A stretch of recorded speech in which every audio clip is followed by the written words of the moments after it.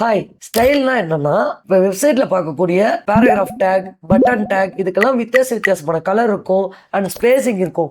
இதெல்லாம் என்னன்னு சொல்லுவாங்கன்னா ஸ்டைல்ஸ்ன்னு சொல்லுவாங்க.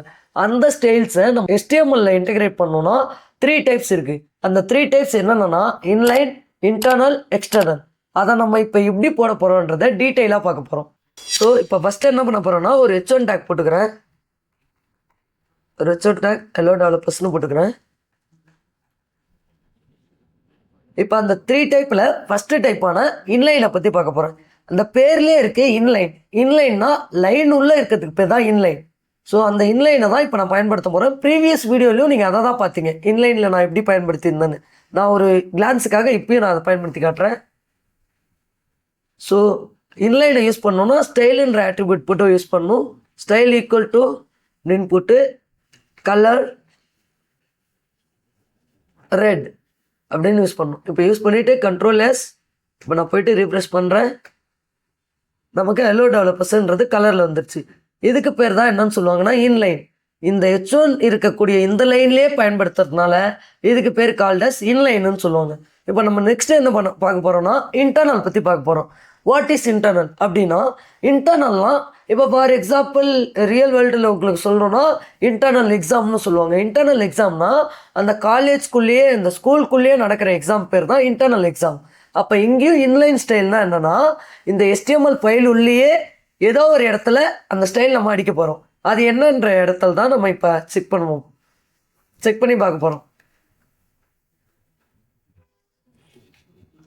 ஸோ நான் இப்போ இன்லைனை எடுத்துடுறேன். இன்லைனை எடுத்துகிட்டு இப்போ இன்டர்னல் யூஸ் பண்ண போகிறேன். இன்டர்னல் யூஸ் பண்ணோன்னா அதை ஹெட் உள்ள தான் போடணும். ஹெட் உள்ள style open take, style close take. இது உள்ள தான் நம்ம என்ன ஸ்டைல் பண்ண போகிறோமோ அந்த டேகை சொல்லி அதுக்கான கலரை சொல்லணும். ஸோ அந்த டேகை சொல்கிறதுக்கு பேர் தான் செலக்டர்னு சொல்லுவாங்க. இதுக்கு பேர் செலக்டர். இங்கே H1 டேக் இருக்குல்ல, இதுக்கு பேர் செலக்டர்னு சொல்லுவாங்க. இப்போ ஏன் இதை செலக்டர்னு சொல்கிறாங்கன்னா, H1 டேகை செலக்ட் பண்ணி நான் கலர் அடிக்க போகிறேன். ஸோ H1 டேகை செலக்ட் பண்ணிட்டேன். இப்போ நான் கலர் ரெட் அப்படின்றத கொடுக்க போகிறேன். கலர் ரெட் அப்படின்றத கொடுத்துட்டேன். இப்போ நான் போய் ரீப்ரெஷ் பண்ணுறேன். இப்போயும் அதே தான், சேம் ப்ரீவியஸ் அவுட்புட் இருக்கிறதுனால உங்களுக்கு டிஃப்ரென்ஸ் தெரியாது. ஸோ அதனால் நான் வேறு கலர் மாற்றிக்கிறேன். ப்ளூன்ற மாதிரி வேறு கலர் மாற்றிக்கிறேன். So refresh. இப்போ எனக்கு ப்ளூ கலரில் மாறிருக்கு. இதுக்கு பேர் தான் இன்டர்னல்னு சொல்லுவாங்க. இப்போ நான் பேராகிராஃப் இருக்குன்னா இப்போ நான் ஒரு பேராகிராஃப் டேக் போடுறேன்.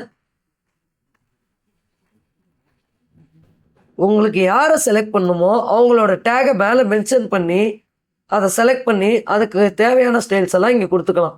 Colour brown. So refresh. இப்போ ப்ரௌன் வந்துருச்சு. இதுவே பேராகிராஃப் டேக்கு ஃபோன் சைஸ், அதாவது ஃபோன்ட்டு பெருசாக இருக்கணும்னா அதுவும் நான் கொடுத்துக்கலாம். ஸோ இங்கே செமிகாலன் விட்டேன். ஸோ இப்போ Ctrl+S ரிஃப்ரெஷ். இப்போ பெருசாகிடுச்சு பேராகிராஃப் டேக். உங்களுக்கு என்னெல்லாம் ஸ்டைல் வேணுமோ அது எல்லாமே இதுக்குள்ளே நீங்கள் தனித்தனியாக செலக்ட் பண்ணி ஒன்றா போட்டுக்கலாம். இப்போ சரி, ஓகே, ஃபார் எக்ஸாம்பிள் இதுக்கு ஓகே. இப்போ இன்டர்னல் நீங்கள் சொல்கிறீங்க ஒரு H1 டேக் இருக்குது, அந்த H1 டேக்கில் நான் பயன்படுத்திக்கலான்னு. இப்போ மல்டிபிள் H1 டேக் இருக்குது. ஒரு வெப்சைட்டில் ஒரு H1 டேக் தான் இருக்காது, மல்டிபிள் H1 டேக் இருக்கும். அது மல்டிபிள் கலர்ஸில் இருக்கும்னா அப்போ இந்தமாரி நம்மளால் போட முடியாது. ஒரு H1 கால் பண்ணியிருக்கேன், அப்போ வெப்சைட்டில் இருக்கக்கூடிய எல்லா H1க்கும் ப்ளூ கலர் தான் வரப்போகுதுன்னா அதுக்கு நீங்கள் ஐடென்டிஃபையர்ஸ் யூஸ் பண்ணணும். ஐடென்டிஃபையர்ஸை நம்ம நெக்ஸ்ட் வீடியோவில் என்னன்றதை பார்ப்போம். இப்போ இந்த வீடியோவில் என்னென்ன மெத்தட் வழியாக நம்ம இந்த H1 டேகை அணுகுறாங்கன்றதை பற்றி பார்த்துட்ருக்கோம். ஸோ இப்போ நான் இன்டர்னல் முடிச்சுட்டேன். நான் நெக்ஸ்ட்டு எக்ஸ்டர்னலில் காட்டுறேன். அதுக்கப்புறம் வரக்கூடிய வீடியோவில் உங்களுக்கு அந்த ஐடென்டிஃபைஸை பற்றி விளக்கமாக நான் சொல்கிறேன்.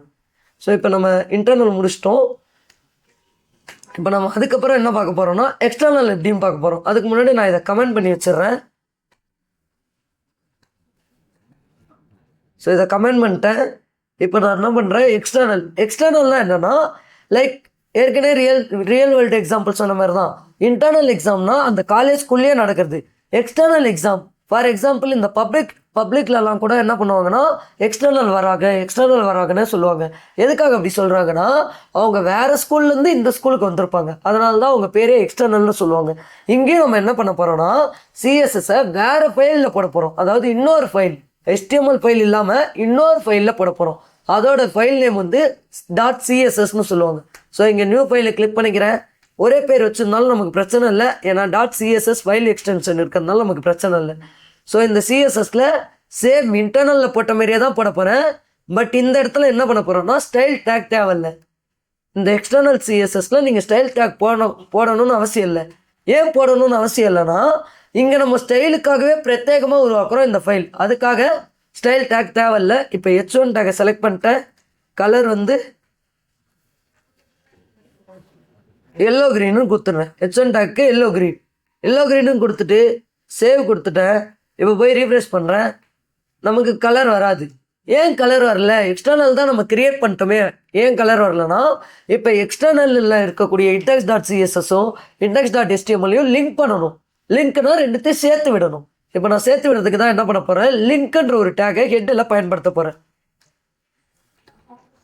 ஸோ இதில் ரிலேஷனுன்ற ஆட்ரிபியூட் ரிலேஷன். இப்போ என்ன ரிலேஷன், இப்போ எக்ஸ்டர்னலாக ஒரு ஃபைல் இருக்காரு, அது என்ன ரிலேஷனில் இது கூட இந்த HTML ஃபைல் கூட கனெக்ட் ஆகுதுன்றதை சொல்கிறோம். அது என்னென்னா ஸ்டைல் ஷீட்டுன்ற ரிலேஷனில் கனெக்ட் ஆகுது. ஸோ ரிலேஷன் ஆட்ரிபியூட் ஸ்டைல் ஷீட்டுன்றது வேல்யூ, அதுக்கப்புறம் என்ன டைப், அந்த ஃபைலில் என்ன டைப்பில் இருக்குன்னா டெக்ஸ்டாகவும் இருக்கலாம், இல்லை சிஎஸ்எஸ்ஸாகவும் இருக்கலாம்னு சொல்லணும். அதுக்கப்புறம் தான் hrefன்னு வாங்க. இதை நீங்கள் ஆங்கர் டேக்லேயே பார்த்துருப்பீங்க, இந்த hrefன்ற ஆட்ரிபியூட். இதுலேயே நம்ம லிங்க் பண்ணுறதுக்கு href தான் யூஸ் பண்ணிப்போம். ஸோ இந்த dot slash denotes for current folder, அதாவது டாட்/னா day 6ன்ற ஃபோல்டர் குறிக்கும். அந்த ஃபோல்டர் உள்ள யார் இருக்காங்களோ நம்ம ஆக்சஸ் பண்ணிக்கலாம். டாட்/னா index.css, டாட்/னா கரண்ட் ஃபோல்டர்னு சொல்லுவாங்க. அந்த கரண்ட் ஃபோல்டர்னா day 6, அதில் நான் index.css செலக்ட் பண்ணிட்டேன். இப்போ நான் Ctrl+S கொடுத்துட்டு ரீஃப்ரெஷ் பண்ணி பார்க்குறேன். இப்போ நமக்கு கலர் அடிச்சிருக்கு, ஆலிவ் க்ரீன்னு கலர் அடிச்சிருச்சு. ஸோ இந்த மாதிரி தான் நீங்கள் எக்ஸ்டர்னல் சிஎஸ்எஸ்ஸை கனெக்ட் பண்ணணும். மோஸ்ட்டாக இண்டஸ்ட்ரியிலாம் எக்ஸ்டர்னல் சிஎஸ்எஸ் தான் யூஸ் பண்ணுவாங்க, இன்லைனும் இன்டர்னல்லாம் யூஸ் பண்ண மாட்டாங்க. ஏன் இன்லைன் இன்டர்னல் யூஸ் பண்ண மாட்டாங்கன்னா அது ஆக்சசிபிலிட்டிக்கு கஷ்டமாக இருக்கும், அதாவது அணுகுமுறைக்கு கஷ்டமாக இருக்கும். இன்லைனும் இன்டர்னலும் அணுகுமுறைக்கு என்ன கஷ்டமாக இருக்கும்னா எரர் கண்டுபிடிக்கிறது நம்ம ரொம்ப கஷ்டமாக இருக்கும். ஃபார் எக்ஸாம்பிள் இப்போ சொல்லணும்னா, இப்போ நான் ஒரு மூவி வச்சுருக்கேன், நிறைய மூவி இருக்குது, வித்தியாசமான லாங்குவேஜில் மூவிஸ் எல்லாம் இருக்குது. அந்த எல்லா மூவிஸுமே ஒரு ஃபோல்டர்லாம் தான் இருக்கும். இப்போ நம்ம இன்னும் ஆக்சபிலிட்டி ஈஸியாக வேணும், அதாவது அணுகுமுறை ஈஸியாக இருக்கணும். இப்போ யாராவது தமிழ் மூவிஸ்ன்னு கேட்டால் நம்ம பிக் பண்ணுறது கஷ்டமாக இருக்கும், ஏன்னா ஒரே ஃபோல்டரில் எல்லா மூவிஸும் இருக்குது.